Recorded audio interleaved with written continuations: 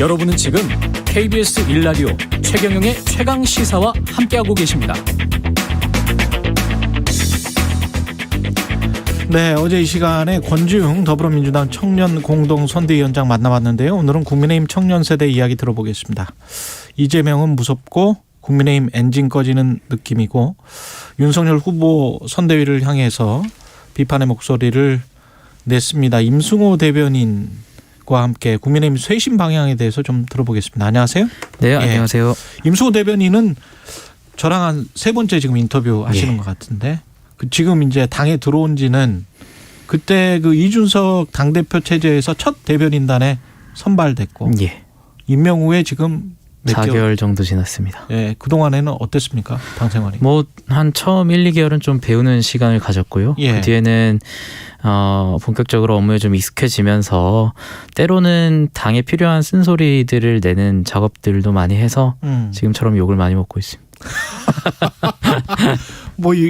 근데 그게 이제 당의 활력이 되고 당의 지지율이 더 올라가는 요소가 될 수도 있는 거니까요. 예.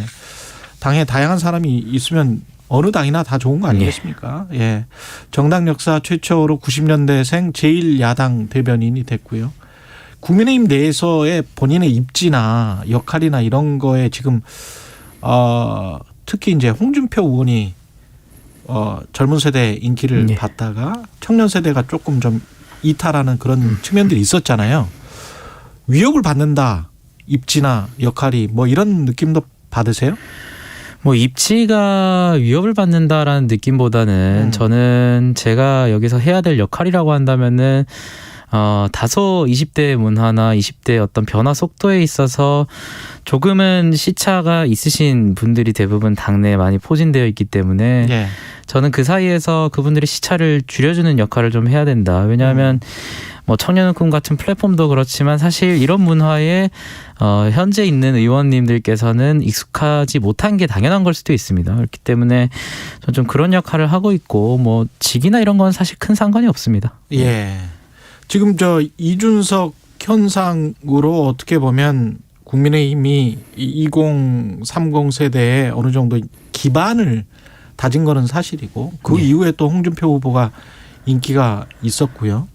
근데 이 상황이 조금 잦아들고 있다, 이렇게 느껴지십니까? 아니면은 여전하다라고 보세요?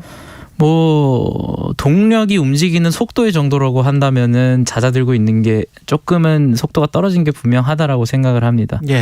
물론 홍준표 후보가 낙선했다고 해서 그것이 전체적으로 해석할 수 있는 그런 원인은 아니라고 보고, 선대위가 구성되는 과정에서 다소 좀 개혁의 속도가 지연될 수밖에 없는 분위기도 분명히 있는 것이고, 그래서 그런 부분들이 있기 때문에 하지만 윤석열 후보 본인도 이 부분에 대해서 진지하게 고민을 하고 있고, 이준석 대표가 윤석열 후보와 1대1로 소통하는 과정에서도 실제로 후보 본인은 2030 세대에게 어필할 수 있는 부분들이 굉장히 많습니다. 하지만 경선 과정에서 조금 큰 조직을 가져가다 보니까 실수라고 불리는 것도 많이 나왔고, 그런 지점에서 조금은 2030한테 어필할 수 있는 기회가 상대적으로 적었다라고 보고 있습니다. 윤석열 후보가? 예.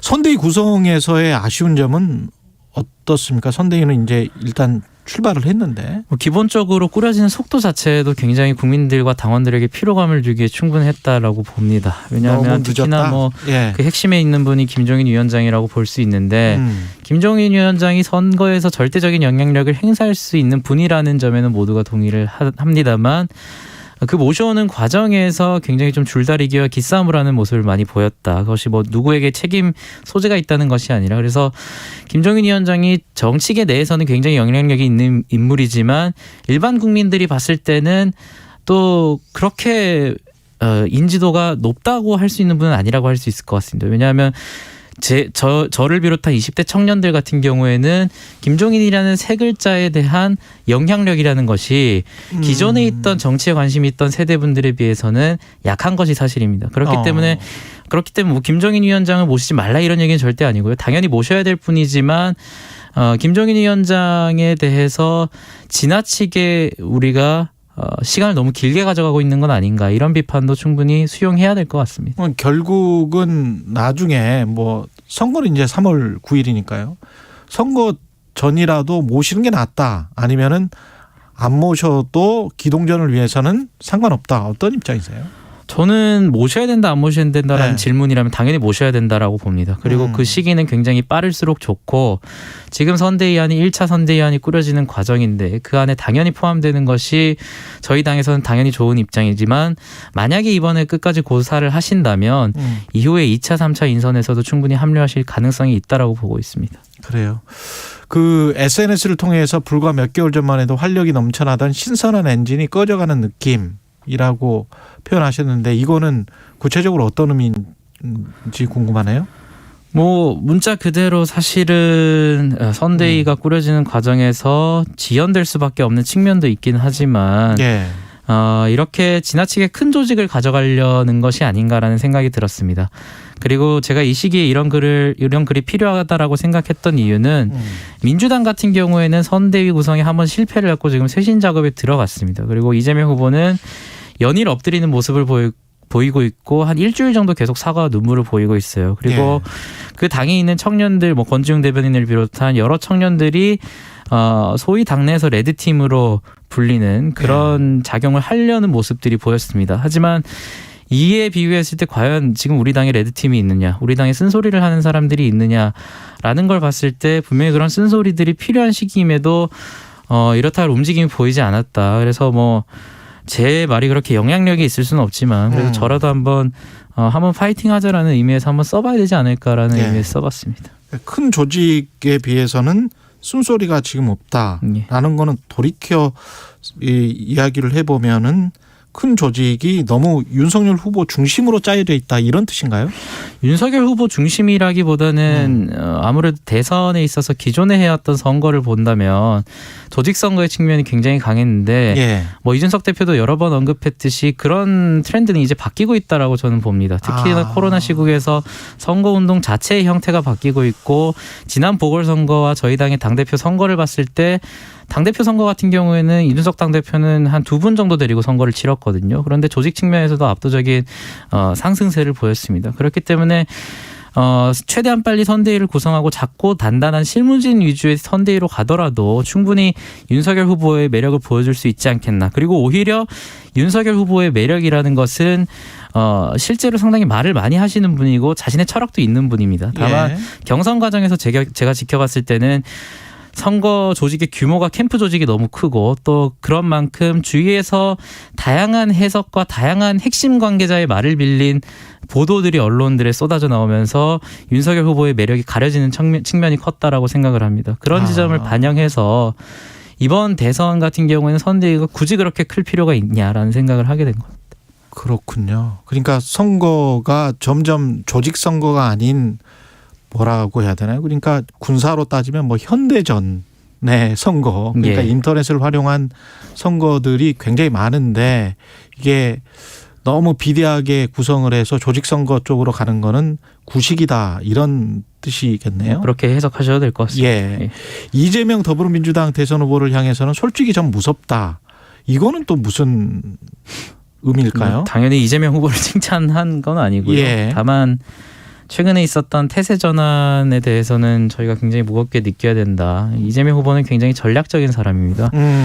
이재명 후보가 어쨌든 지금 성남시장과 경기도지사를 거쳐온 인물이고 변화하는 여론에 따라서 상당히 실용적인 정책들을 많이 취하는 듯한 모습을 보이면서 지자체 평가에서 오랜 기간 동안 1위를 차지한 것도 분명한 사실입니다. 이에 반해서 그렇다면 우리는 이재명 후보의 이런 변화를 그냥 한번 쇼라고 침뱉고 넘어가는 그런 분위기가 되어서는 안 된다. 이 태세 전환이라는 건 굉장히 무섭습니다. 이재명 후보는. 그렇기 때문에 이재명 후보의 태세 전환에 대해서 우리가 좀 무섭게 느낄 필요가 있다. 그리고 어쨌든 지금 지지율 조사 추이에서 컨벤션 효과가 꺼지면서 이재명 후보가 윤석열 후보를 추격하는 모습이 보이고 있는데 마침 이재명 후보가 이런 모습을 보인다는 점은 저희가 굉장히 경계해서 봐야 된다고 생각합니다.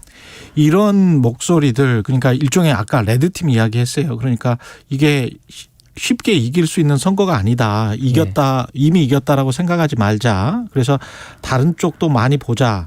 그렇게 생각하는 그런 사람들이 모여서 뭔가 좀 선대위를 혁신할 수 있는 방향을 만들고 그걸 뭐 선대위나 당에 개진하고 이런 통로는 열려 있습니까?